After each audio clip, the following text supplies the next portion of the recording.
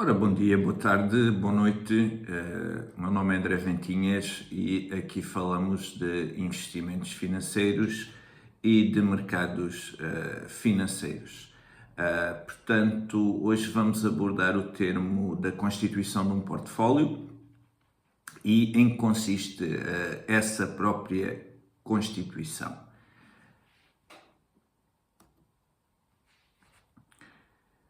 Portanto, constituir um portfólio. Um portfólio ou carteira de investimentos é o conjunto de diversos instrumentos financeiros de diversos tipos, selecionados e geridos com bases adequadas e sólidas, procurando obter retorno virado para o perfil de risco e horizonte temporal adequado.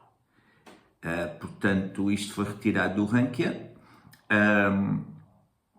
É assim, quando se constitui um portfólio, aliás, quando se começa a investir, não se tem logo a constituição de um portfólio, principalmente se começar com pequenas tranches.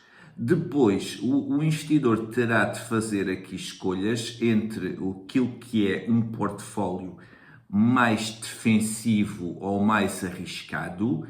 E aí o investidor tem que ter consciência do seu perfil de risco.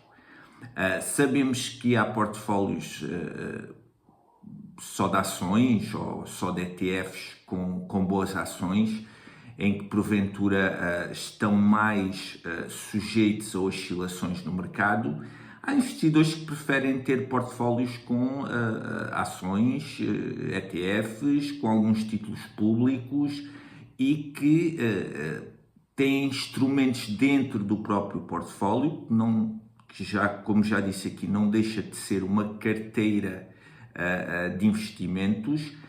Esses ativos estão dentro dessa carteira, para o caso dos investidores mais defensivos, portanto não deixa de ser uma forma de menos dor quando existem quedas.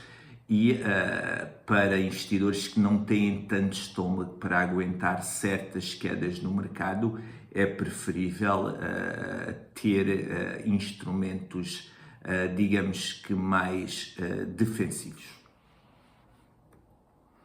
Trade-off entre risco e retorno. Eu já tinha apresentado este gráfico em que na horizontal temos o risco e na vertical o retorno. E depois o risco, bem como o retorno, vão aumentando à medida que o gráfico vai escalando.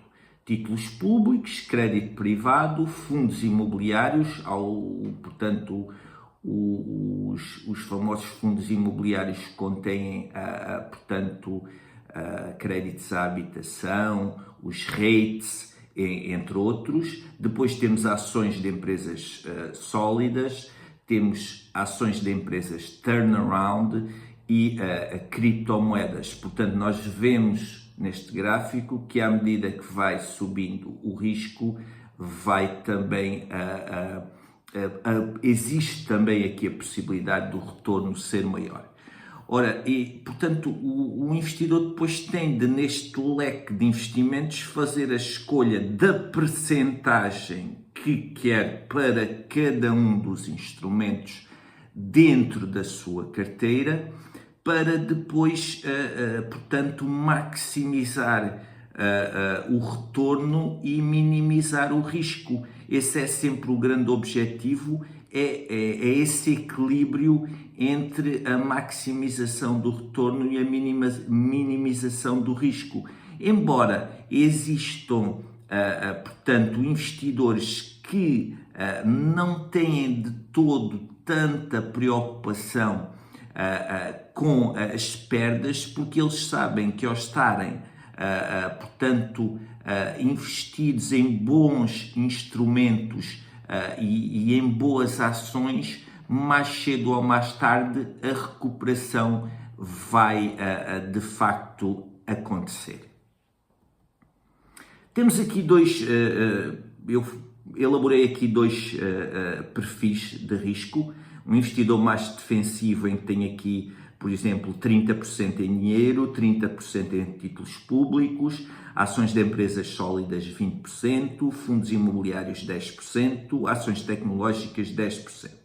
Portanto, depois temos um investidor mais agressivo, em que pode ter em dinheiro 20%, ações de empresas sólidas 20%, fundos imobiliários 20%, ações tecnológicas 20%, ações turnaround 10% e criptomoedas 10%.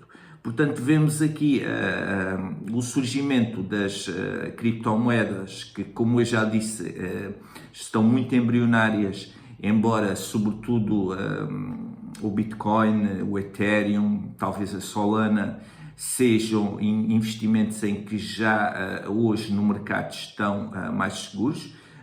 Lá mais para a frente falaremos um pouquinho sobre criptomoedas.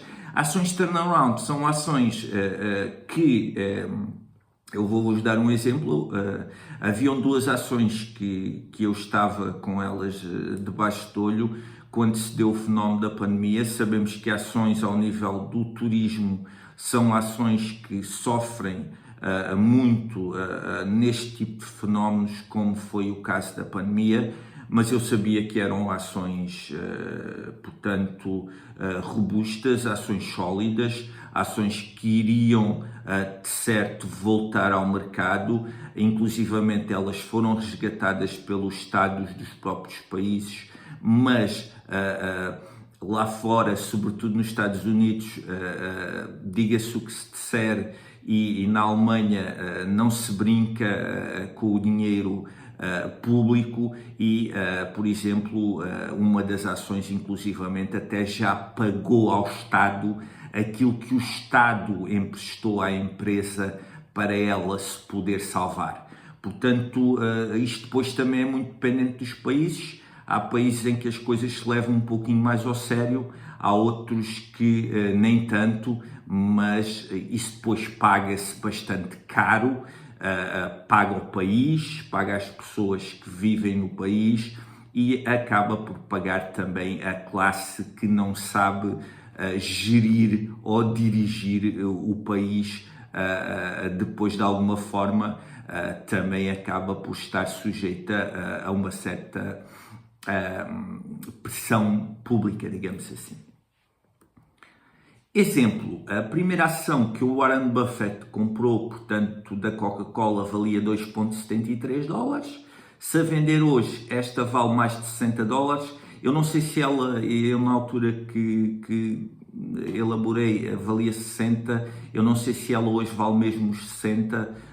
Poderá valer mais um pouquinho ou menos um pouquinho. Isto é só para vos dar uma ideia daquilo que foi os milhares de ações que o Warren Buffett adquiriu da Coca-Cola e que hoje é uma empresa que, para além do valor que lhe garantiu, lhe paga também dividendos consoante o número de ações que ele tem. Portanto, daí não digamos que o dinheiro não nasce do chão e, portanto, está aqui a explicação em que o tempo, o dinheiro que se aloca e os juros compostos depois vão fazendo toda a diferença.